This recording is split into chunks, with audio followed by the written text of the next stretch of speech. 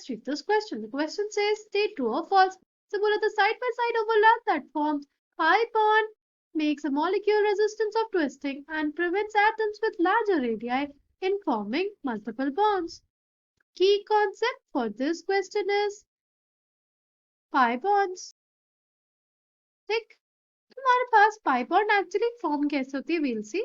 देखो, हमारे पास एक एटम A है और ये दूसरा एटम A है. ठीक, अगर उनके बीच में पहली जो बॉन्ड बनेगी वो होगी हमारी सिग्मा बॉन्ड. वो कैसे बनती है हमारी सिग्मा बॉन्ड? सिग्मा बॉन्ड बनती है हमारे हेड ऑन ओवरलैप से. ठीक है, तो एटम के जो ऑर्बिटल्स हैं जब हेड ऑन ओवरलैप करते हैं, जब हेड ऑन ओवरलैप करते हैं तो हमारे पास फॉर्मेशन होता है किसका? सिग्मा बॉन्ड का. ठीक, सिग्मा बॉन्ड बनने के बाद हमारे पास फॉर्मेशन होता है पाई बॉन्ड का. जो उसके बचे हुए ऑर्बिटल्स हैं उसमें जब इंटरैक्शंस होते हैं, साइड वाइज इंटरैक्शंस होते हैं, तो हमारे पास फॉर्मेशन होता है पाई बॉन्ड का. जब हमारे पास साइड वाइज ओवरलैपिंग होती है तो हमारे पास फॉर्मेशन होता है पाई बॉन्ड का. ठीक, ओके.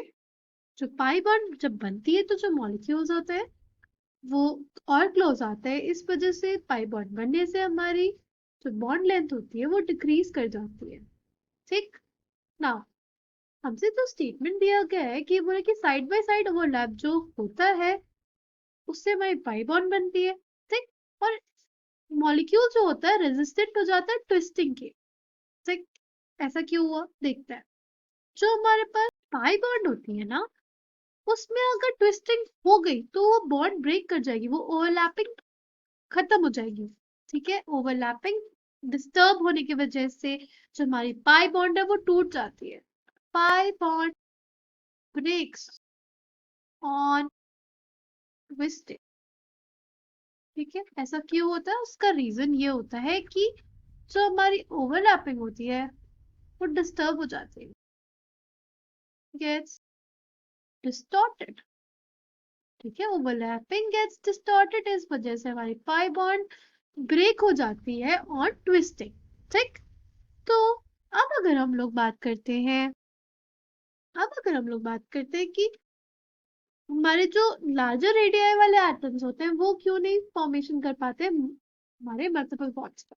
ठीक, जैसे नाइट्रोजन है वो एन ट्रिपल बॉन्ड एन बना लेता है but phosphorus P triple bond P नहीं बना पाता. ऐसा क्यों?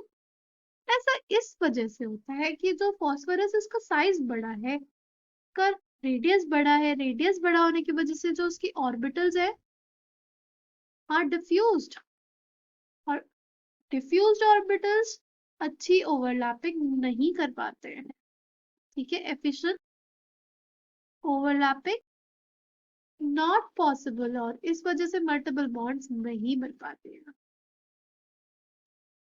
ठीक है, वहीं अगर जो हमारा नाइट्रोजन है उसके जो ऑर्बिटल्स है, नाइट्रोजन उसका साइज छोटा है, ऑर्बिटल्स आराम से पहले सिग्मा बॉन्ड बनाते हैं फिर हमारे पाई बॉन्ड बनाते हैं.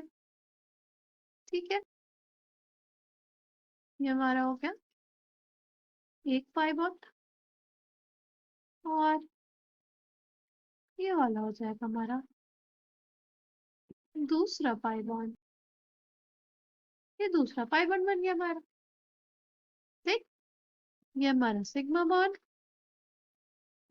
ये हमारा एक पाई बॉन्ड, और ये हमारा दूसरा pi bond in triple bond के साथ. ठीक, वो दोनों पास में होते हैं, एटम्स छोटे होते हैं, पास में होते हैं, अच्छा अच्छे से ओवरलैप कर पाते हैं. इस वजह से हमारे पास जो छोटे एटम्स होते हैं जिनका रेडियाई छोटा होता है उसमें हमारे पास मल्टीपल बॉन्ड्स बनते हैं, बट बड़े रेडियाई वाले एटम्स में हमारे पास फॉर्मेशन नहीं हो पाता है, हमारे मल्टीपल बॉन्ड्स का. ठीक, तो given statement is true. I hope you understood it well. Thank you and all the best.